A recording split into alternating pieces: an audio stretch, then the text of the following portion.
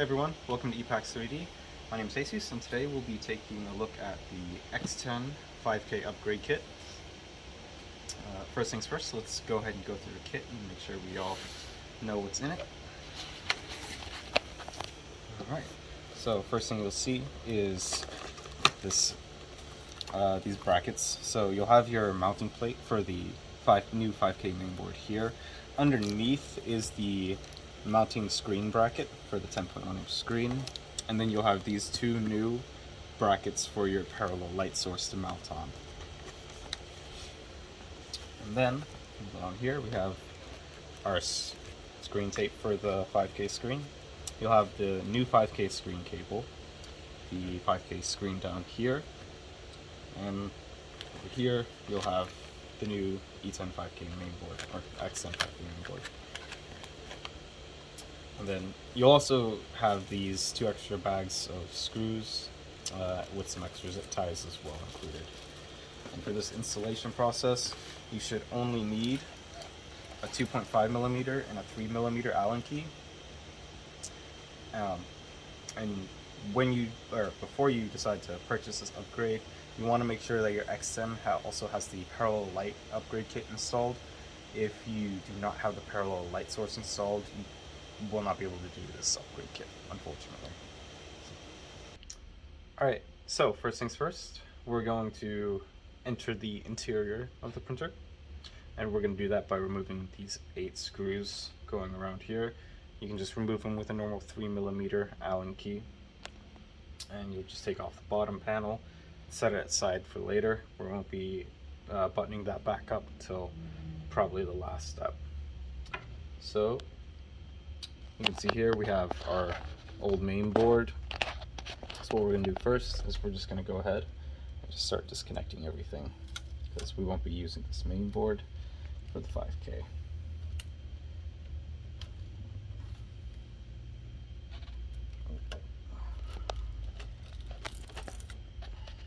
Cool. One thing I do recommend,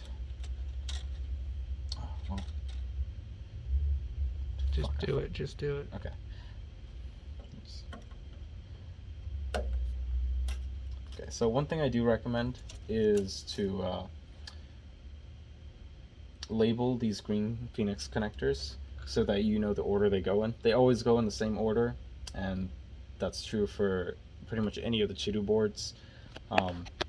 Your power input, LED fans, and your mainboard fans, you could label them as 1, 2, 3, 4, and just know where they go from right to left, 1, 2, 3, 4, or vice versa the other way. So to take off this red glue, we're just going to need to take a little, use a knife here. You can use a different object if you wish. If your fingernail is pretty strong, you can use that. If you're using anything sharp, just be very careful not to cut yourself.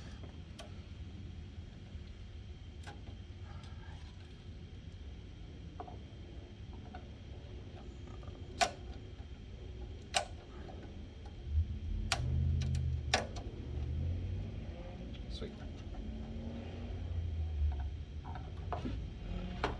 Same for this connector.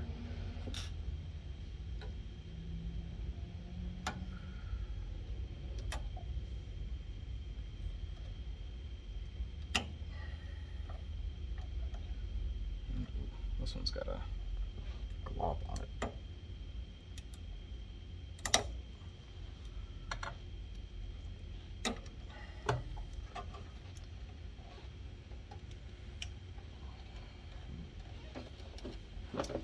It's normally just come out without needing to take a knife to the glue. Cool. And yeah, so take a 2.5, go ahead and unscrew this little cable, plastic cable management pieces.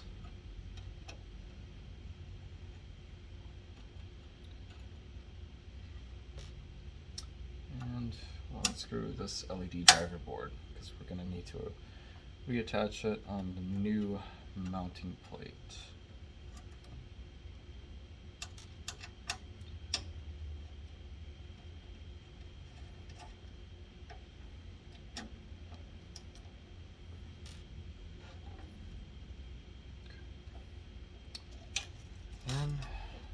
you have scissors, you can use those. I prefer flush cutters if you have them.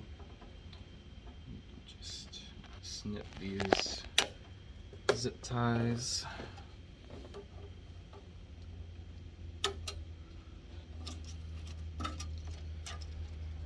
There's one more down here. Be very careful not to cut any wires.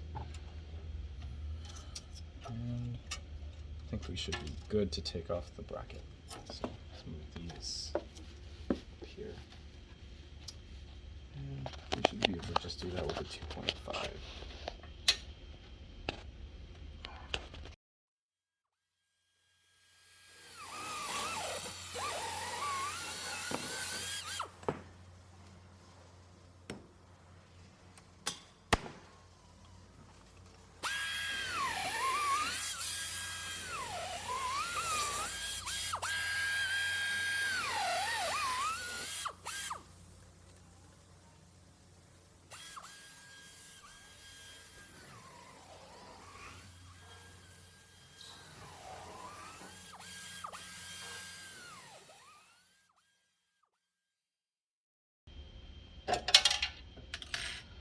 Whew.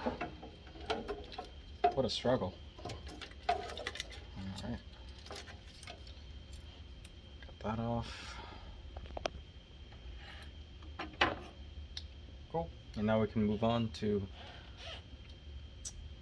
the parallel light source bracket change.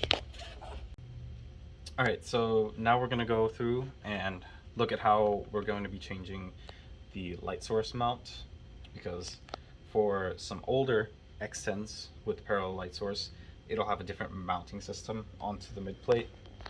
This won't be too much trouble, but you just want to be careful that when you're dismounting the light source, you're holding it down so it doesn't just fall and hit the motor or damage the lenses or anything like that. So you're going to want to take a 2.5 millimeter. If you have a longer one, that would be best. If you don't have a longer one, you might have to take these off first with a 3 millimeter to reach the screws on the inside with the 2.5. So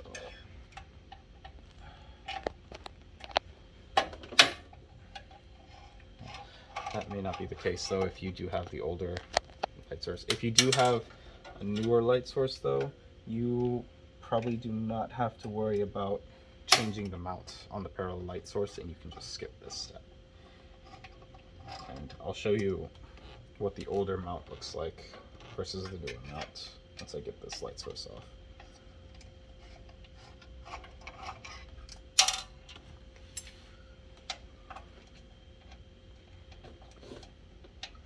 Flashlight would also come in handy here.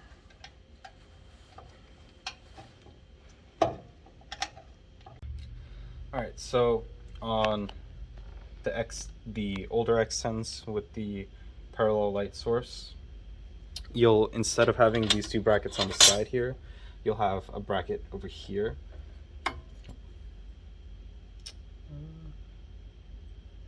Yeah, you'll have a bracket over here that mounts the light source to the mid plate.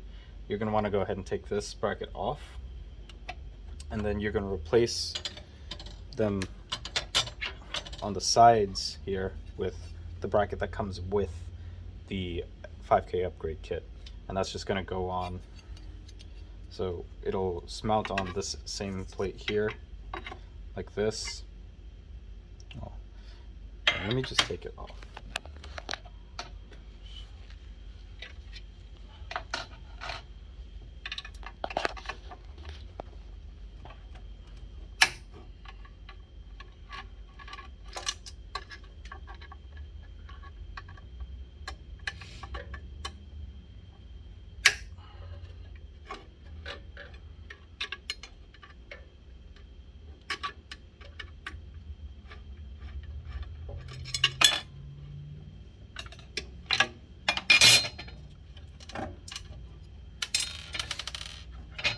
So if you're changing out the old bracket, the new side bracket will be mounted here. You're going to mount it, nope, wrong way, shorter side here, Actually, that's not the shorter side. And then this is going, and then these two screws are going to mount into these two holes right here. And that's for the old light source. If you have a newer X10, and you can tell just by checking to see if you have these old brackets situated here, or if you just have the new side brackets here.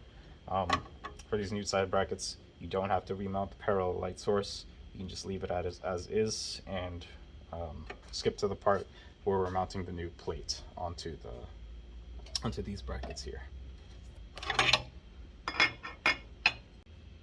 Alright, so we've gone ahead and put our light source back on since we're not having to remount it for now.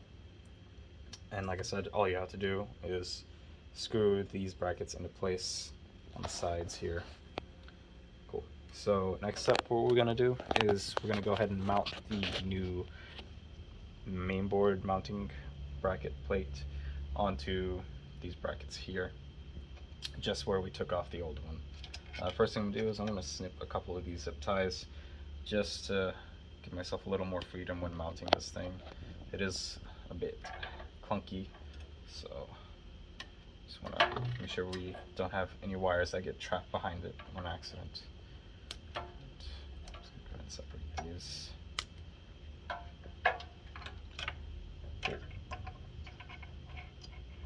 Just leave that up there.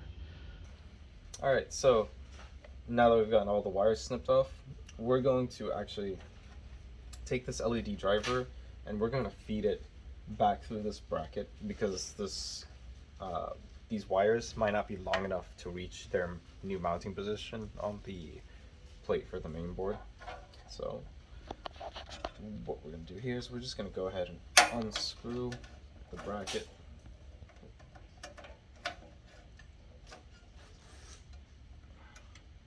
There we go.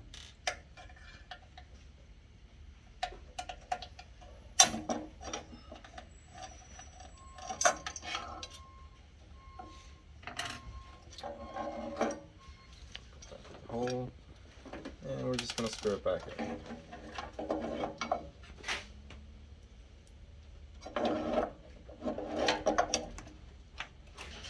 Alright, so now that we've gotten the LED driver through this bracket, we can go ahead and start mounting the mainboard plate. So what I'm going to do first is I'm going to take this and actually feed it through this hole right here. Be careful not to damage the components on the driver board. Okay. We're going to take our 2.5mm and our little round head screws. I want to just go ahead and secure this bracket. You're going to use these two holes on the far left.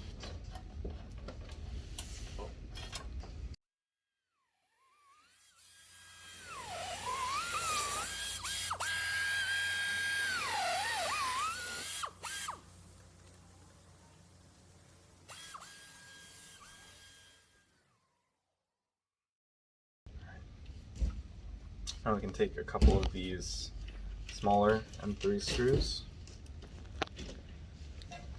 the ones that were used for mounting this onto the old board. I'm going to take the board and we're just going to mount it right here. You're going to want to make sure you use the two bottom holes, so that way these the soldered points on these boards aren't touching any of the metal posts around here.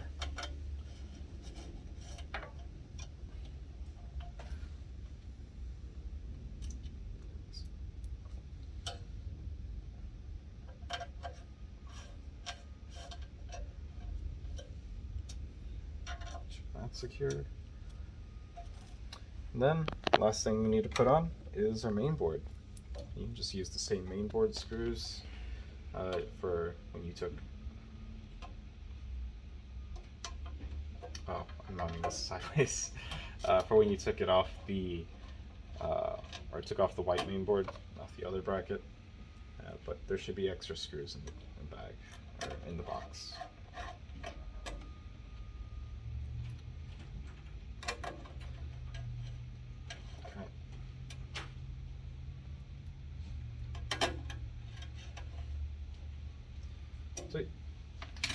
now we can move on to just plugging everything back in. Now, if you did what I recommended before with the green cables and label them so that you can just know exactly where you're going to plug them in, this should be a pretty easy step. But I'm going to go through how to identify the cables just on their own as well, real quick. So the easiest way to figure out where a cable goes is to kind of trace it back to where the cable is stemming from. So this cable, if you trace it back, you can see it's coming off of these fans on the side here, and that's going to be where your MB-F or chassis fans are plugging into. This cable is also the only cable with multiple wires running into it. So go ahead and plug that in here. And then, so this one traces back to the power input. It's just one thick red cable and one thick black cable, and it's going to go into the 12 volt or 12/24 volt input. Then this is your LED cable. It's coming from your LED drivers, the board that regulates the power going in. So we'll put that in the LED plus, not the LED F plus. The LED F plus is just for the LED fan, which is, you can find back here. Where did that cable? Oh, got hidden behind. So probably have to feed this through. Yeah, take this excess glue, and we'll go ahead and plug this into the LED F. And then you have these two smaller white cables. You'll have a 4-pin connector. This is your Z motor connector, and that's just going to go into this slot right here. You want to make sure you avoid plugging anything into this hot slot here. There's nothing that goes in there. It's just I guess a pass through. So your 3-pin connector, the smallest of the two, is going to go into this Z minus slot here. This is just for your optical switch. And then we have these two, just an Ethernet cable, which will go in here, and your USB cable, which goes in here.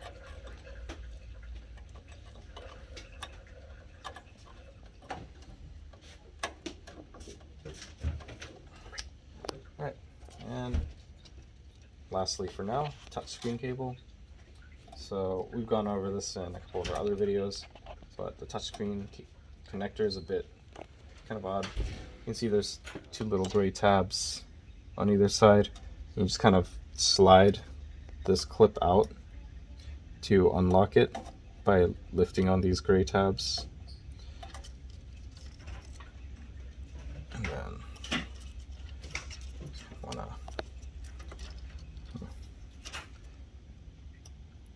might need a request for a longer cable to be included. And then you can just push these tabs back in to lock it in place. And we'll take care of the screen cable after we go ahead and get the screen installed. For the screen replacement, something I did forget to mention in the beginning of the video is that you'll probably need some double-sided tape or some sort of UV glue so that when you are mounting the screen into its bracket, it'll hold it in place. Normally our factory applies some sort of UV glue on a bracket to hold it in place. We, when doing refurbishing or upgrades like this, we'll use this double-sided tape. Alright, so for the first part, we're just going to go ahead and take off this screen tape. See, it's kind of sticky.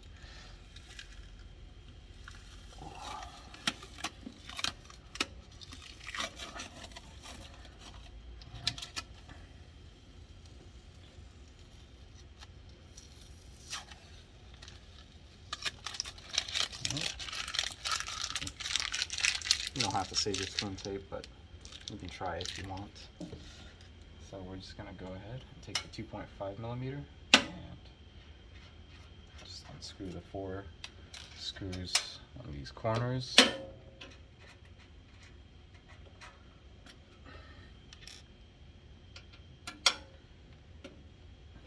Oh, that's easy.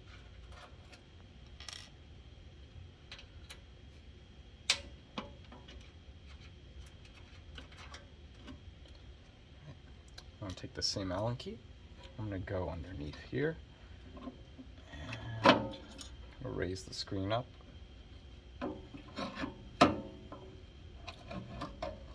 Carefully go around, and we're just going to go ahead and disconnect the screen cable. Can we get this? Alright. Up, and should just. There we go. Let that drop. Take your screen out. Just gonna set it to the side.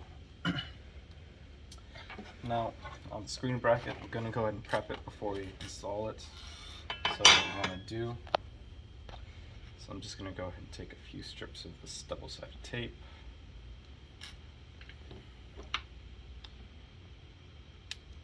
I'm just going to lay one in this corner. And you want to make sure you lay it pretty flush on the bar here. So you don't want it overlapping at all, so you don't end up blocking any of the light coming through. I'm going to place one here. I'm going to place another here, here, and here.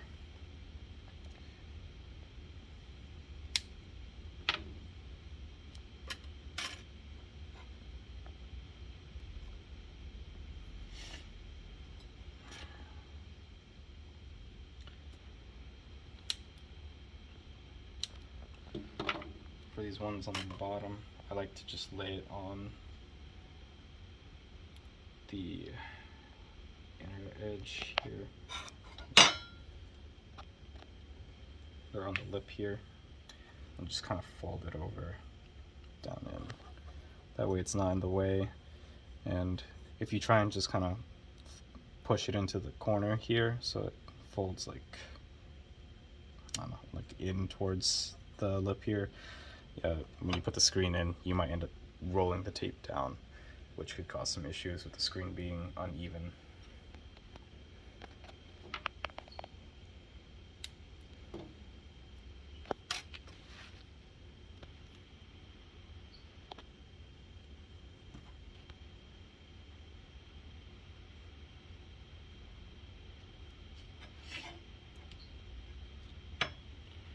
And I'm just going to go ahead and peel off the red part up top, which will reveal the other sticky side.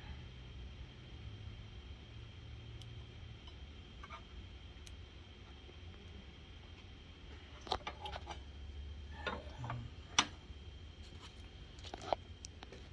going to take the screen.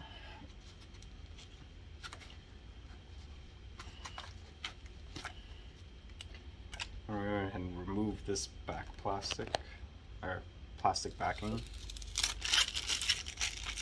Just take that off. We're going to go ahead and attach the screen cable. So what I like to do here is make sure that on this gold connector, I'm not sure if you are going to be able to see on the video, there are two sides. So there's this side, which is a bit more flat, and then there's this side, which has a bit of a raised edge, and the pins are towards the bottom. You're going to want to make sure that this side is facing away from the board here. So I'm going to put it in like so. Oh, get it in. There we go. Make sure it's secure. Cool. I'm going to go ahead.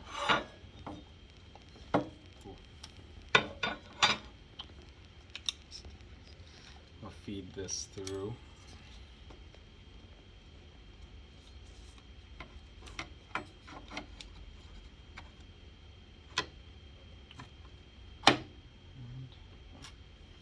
Cool. You just press down a little bit. Make sure you really get the screen stuck on that tape. Then we're going to feed the cable behind the parallel source here.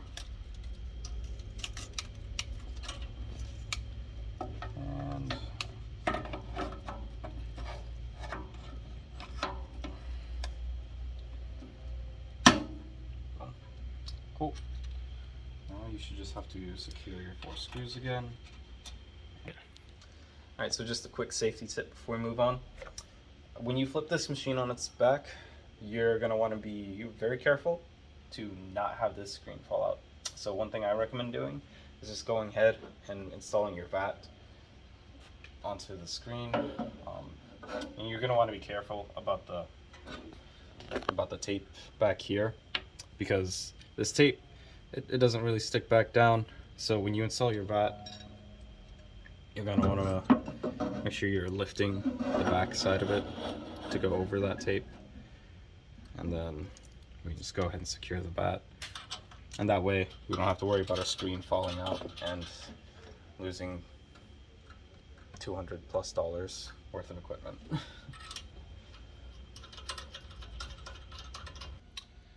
Alright, so now we're back at the bottom of the machine. I already went ahead and did some cable management. So what I did with the extra zip ties that were provided was I went ahead and took the LED and the LED fan cables and just zip tied them around this part here. For pretty much all of these cables, I took all of them, or the rest that aren't, going this way, and just zip tied them around the connectors here.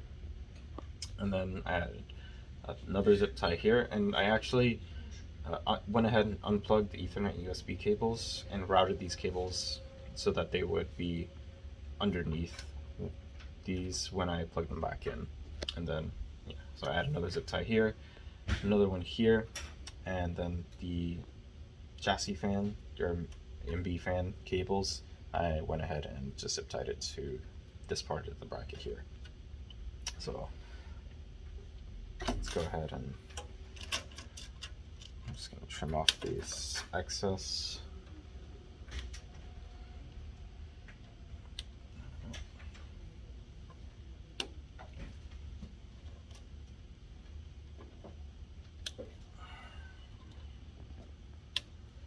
Cool. I'm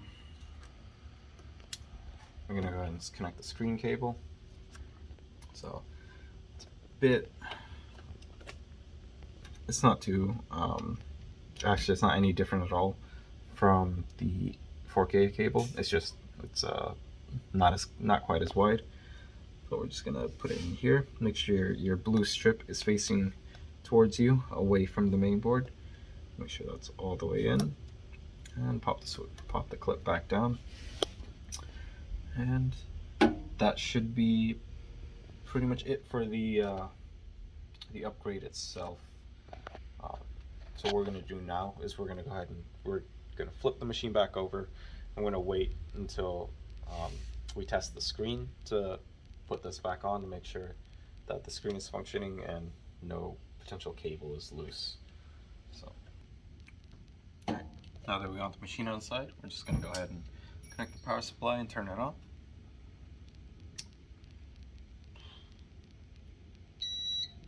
Alright, now we're going to go to Tool, and we're going to hit Exposure. And looks like we have the screen exposing very nicely. If you don't know, your screen, the rectangle, should match the rectangle that's on the touch screen. If you see any sort of extra areas that are lighting up,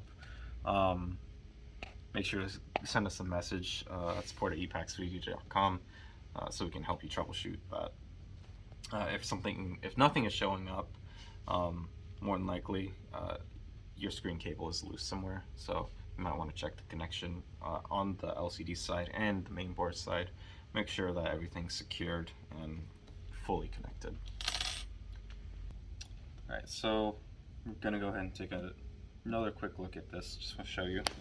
So if you see here, you can see there's light coming out from the edges of the screen.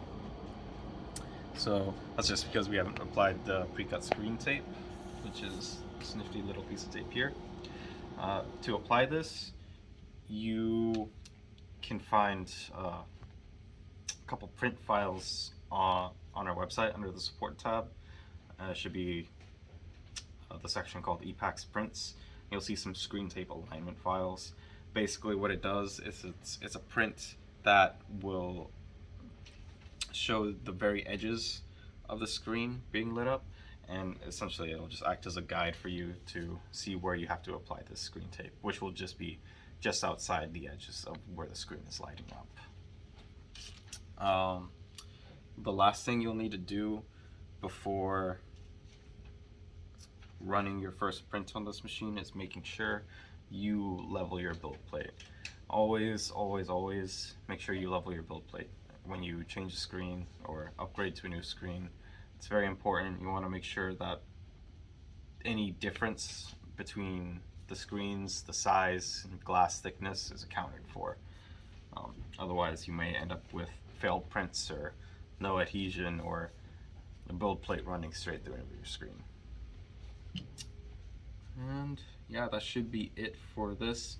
Once you have everything checked up and settled, go ahead and put the base back on your machine and you should be good to go. Cool. Remember to email us at support@epax3d.com for any questions you may have or issues that you encounter.